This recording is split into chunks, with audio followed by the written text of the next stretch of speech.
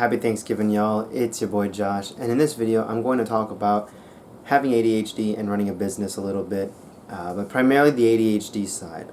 And the reason why I'm making this video is because I want there to be like a really solid case study about someone who has ADHD. Now I'm 19 years old, so I've wanted to make this video back when I was 17, and I had to wait a couple of years because I didn't think I was ready yet, and I still have doubts.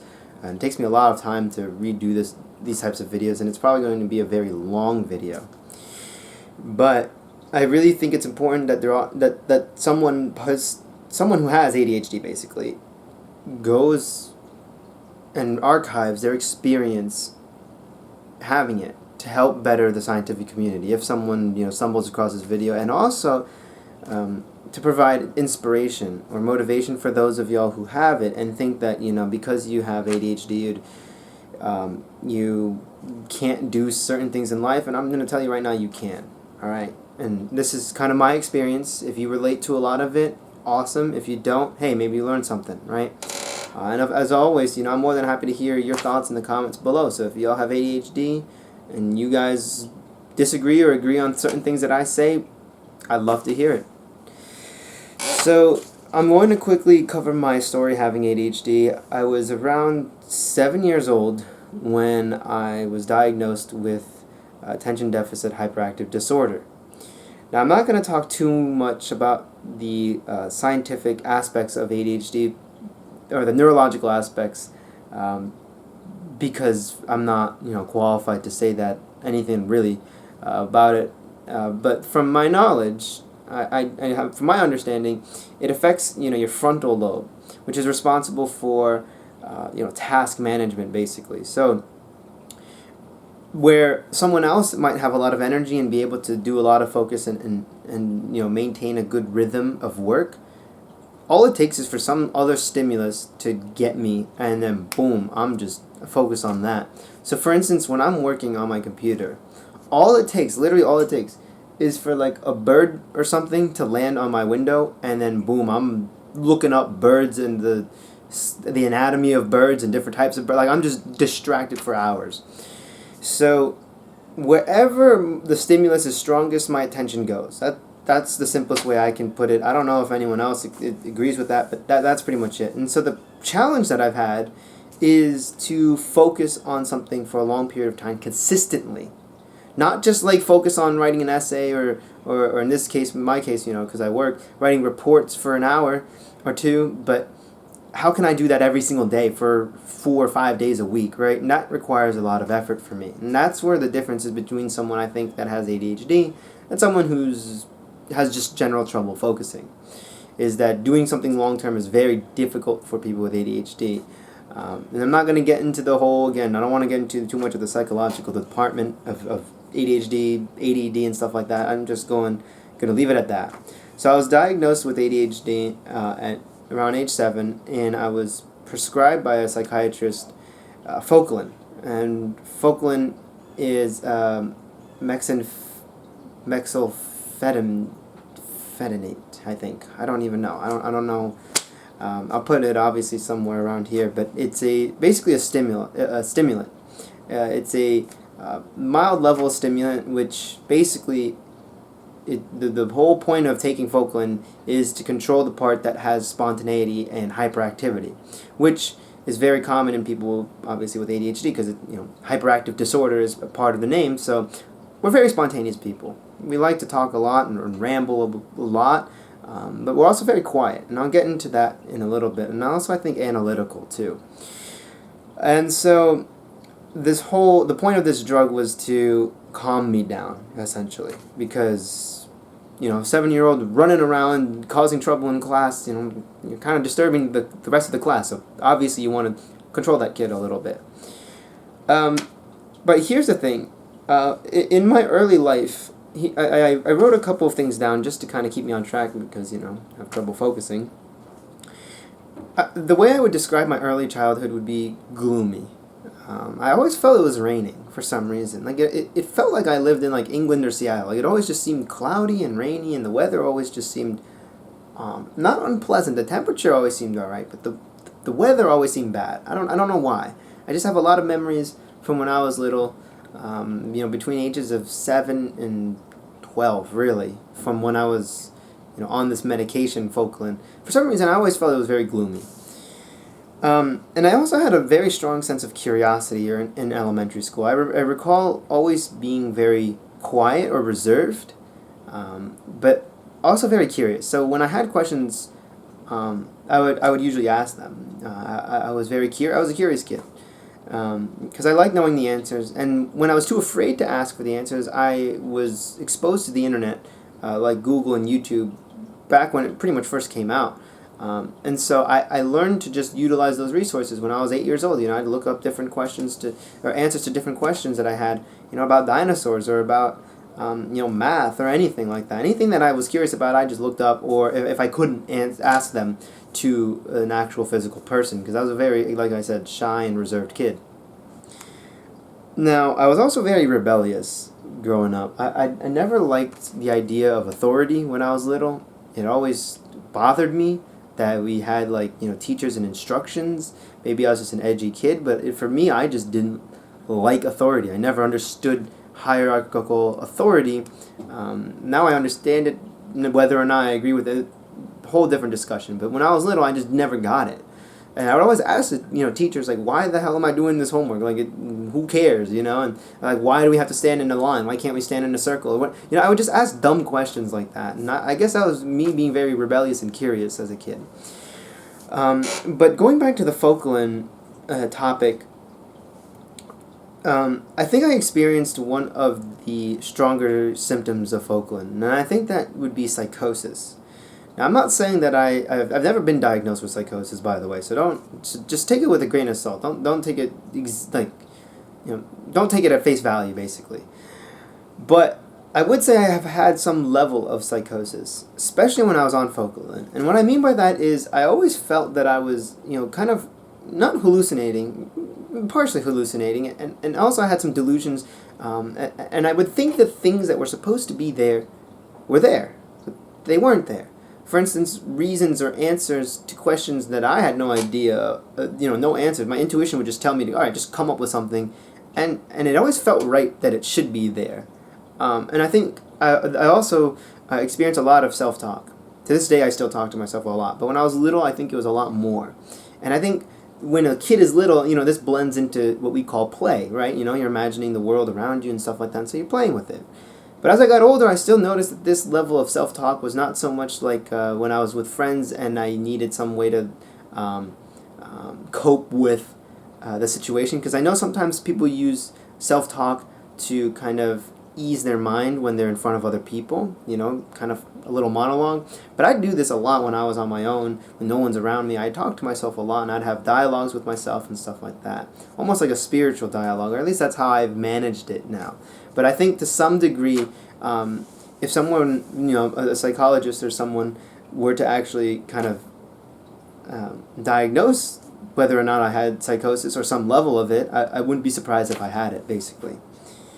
I also noticed a lot of paranoia when I was on Focalin. I remember there would be a lot of instances when I was very scared of things that were so abstract. And maybe that, again, is some level of psychosis, and there's some of the two. And this was always when I was on Focalin, by the way. I never had it when, for instance, there were some days I was fortunate enough where I didn't have to take it anymore.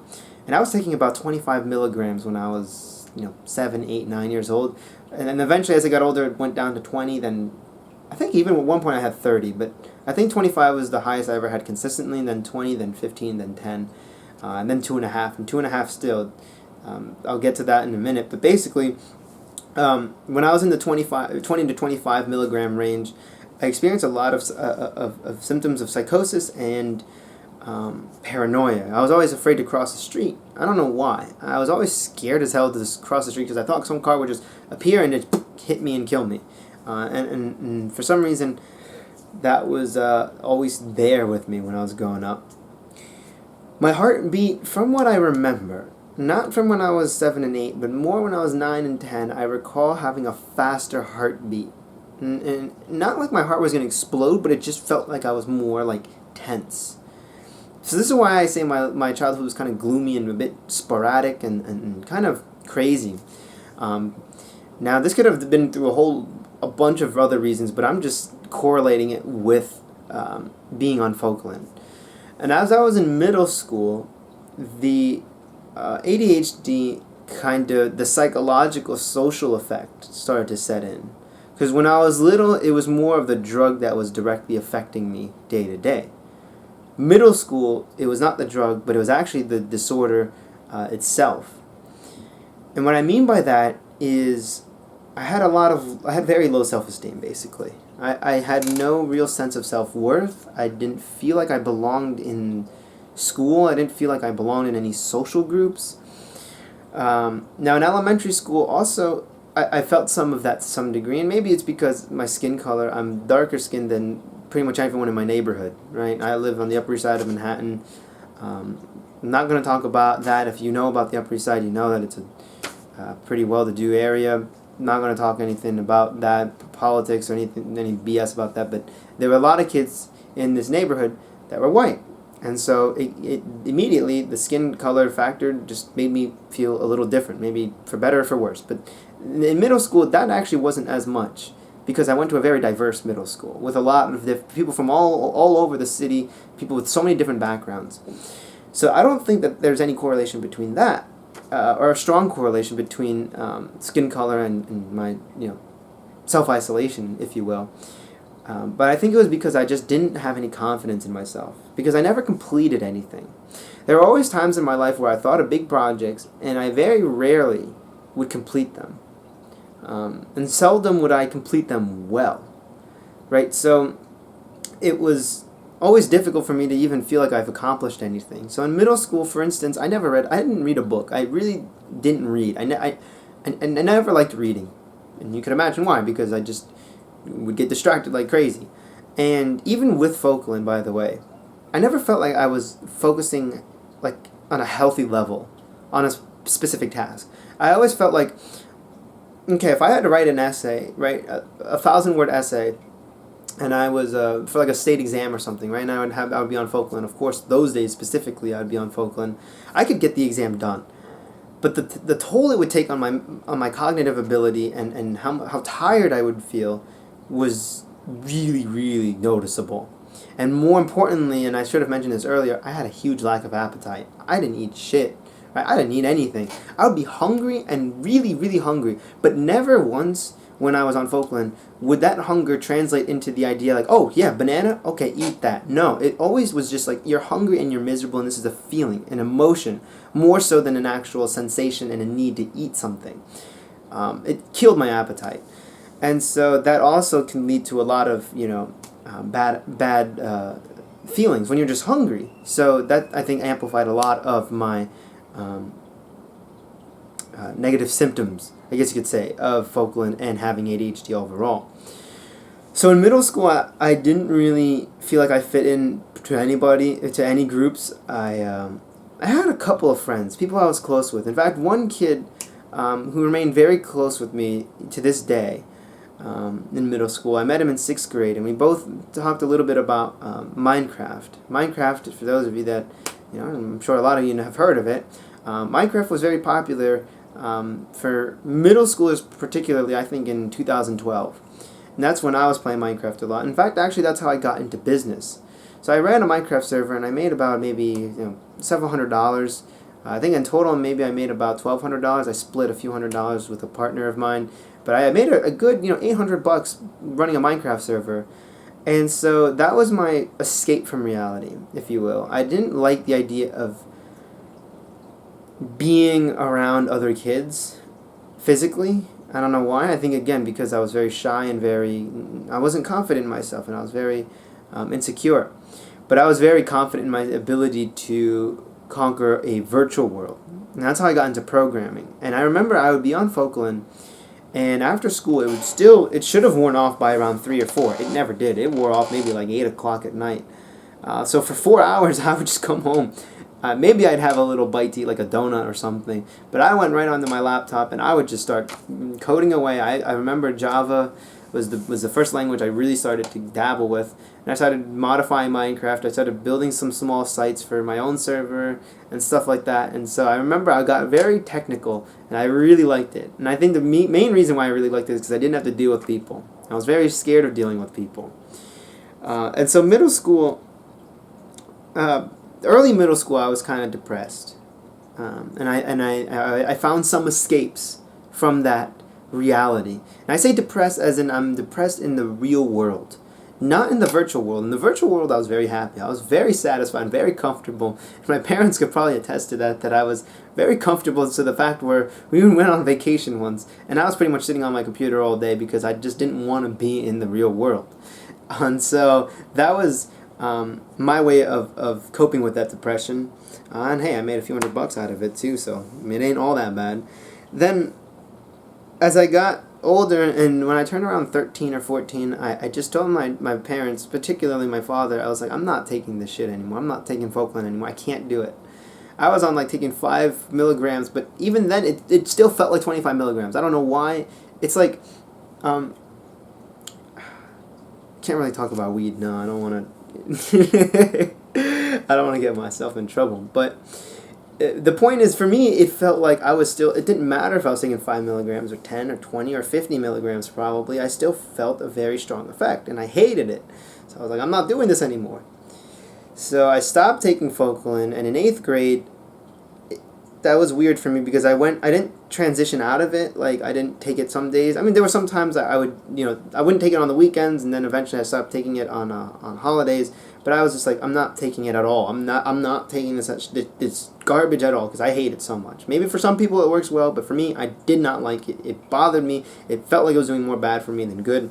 So I decided, all right, I'm going to deal with this on my own. I'm going to deal with whatever this disorder is, and I'm going to deal with it on my own. And how did I deal with it? By not dealing with it, by procrastinating, and by putting it off to the side. So as I progressed in 8th grade, I remember I got in trouble a lot with the teachers because, again, my sporadic and rebellious behavior was getting pretty noticeable. And I was just not happy in school. I was just not happy in school. I liked the schools that I went to for the most part, but I was not happy with myself primarily. So I was just acting out a lot. And then as I progressed towards maybe around 9th grade going into high school, the low self-esteem was still there because, again, I hadn't really done much. I read a book once in 7th grade, and that was a big moment for me when I was reading a book. I remember I asked my father, I was like, Dad, I want to buy this book. Can you buy it for me? It was like $10. It was about D-Day. It was called If You Survive. And I started reading it. And I didn't read it that much, but I started reading it, and that was the first book I took initiative. It was the first step towards this bigger lifestyle that I think I've created for myself. But I still carried with me into high school the low self-esteem. I still noticed that it was difficult to not... In the mornings I was able to focus better. Evenings or afternoons I couldn't focus much. So I had difficulty getting later classes or paying attention, staying focused during later classes in the afternoon. And so, I'm going to wait for this ambulance to pass.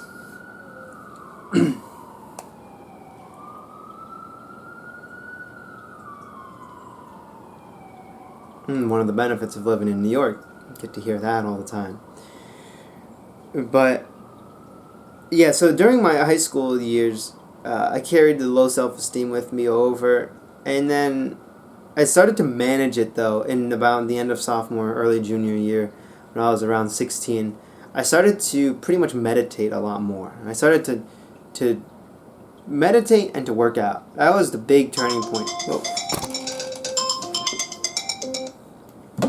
My phone. But I started to meditate a lot more, and I started to exercise and get some more blood circulation going for me, and I noticed that really helped. It really helped stimulate my body and be able to focus more because I had more energy in me. And one day during during junior year, the end of junior year, I basically woke up and I was like, I'm gonna be better than I was the day before, every day until the day I die. Basically, I wanna set on this journey with what now I know as the self improvement movement. But at that time, I just woke up and I was like, I'm sick and tired of living like this. I'm sick and tired of being disorganized. I'm sick and tired of feeling, having a low self-esteem. It just bothered me. There's some reasons to actually why that happened, why it was that time.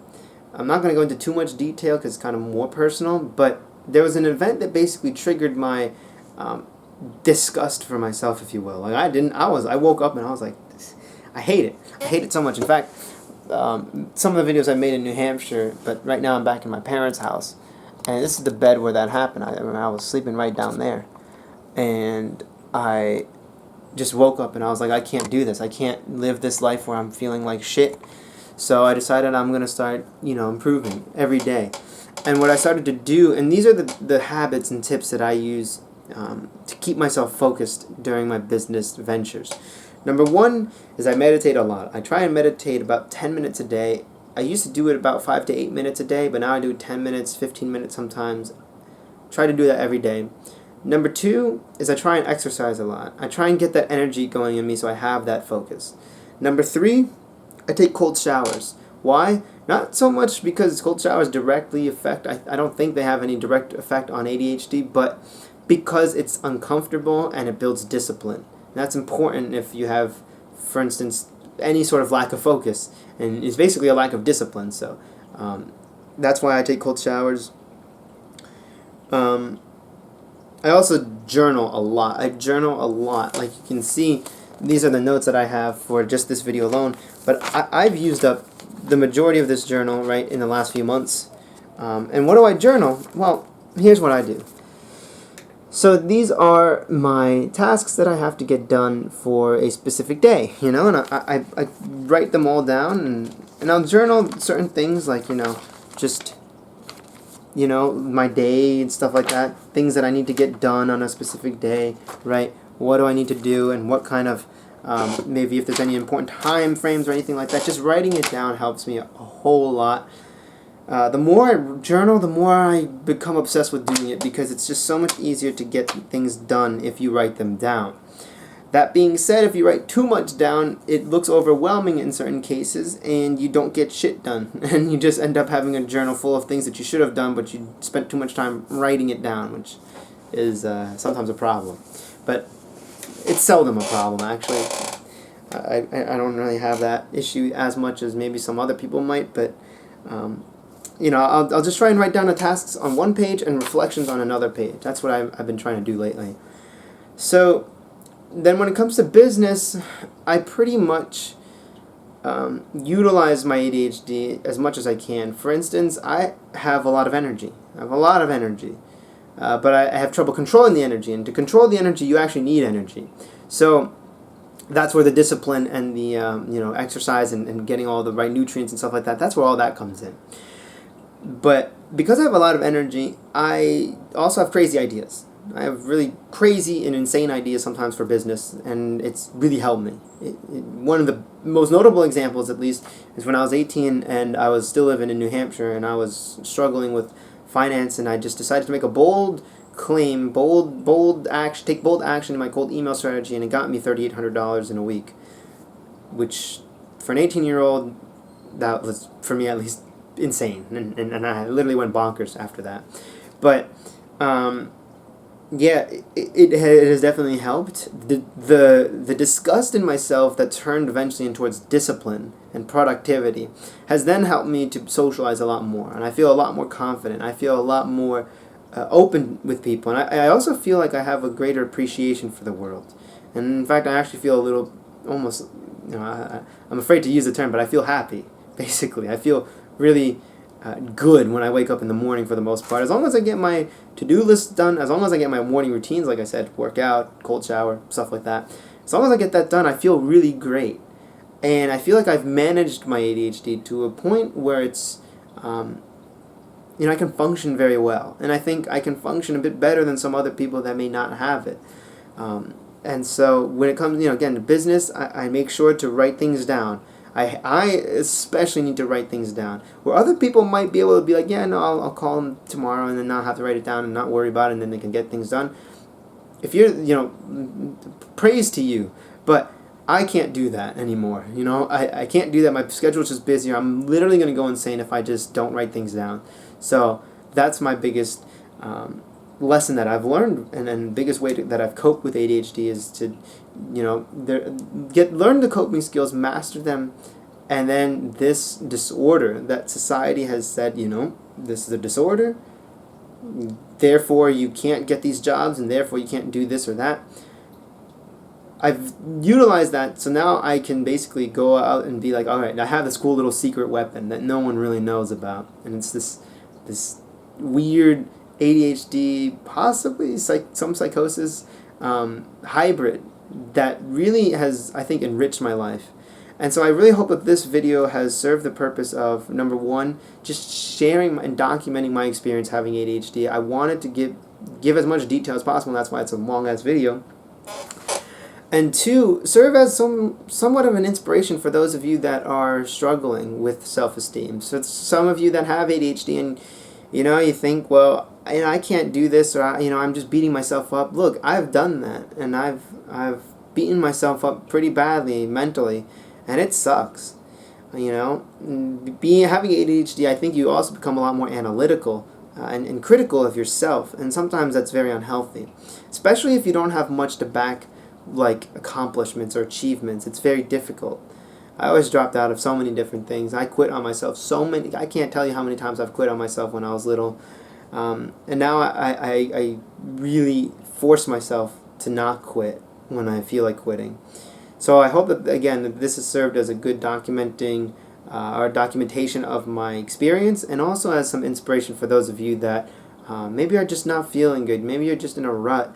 Maybe you're just beating yourself up or anything like that because you have this quote-unquote disorder.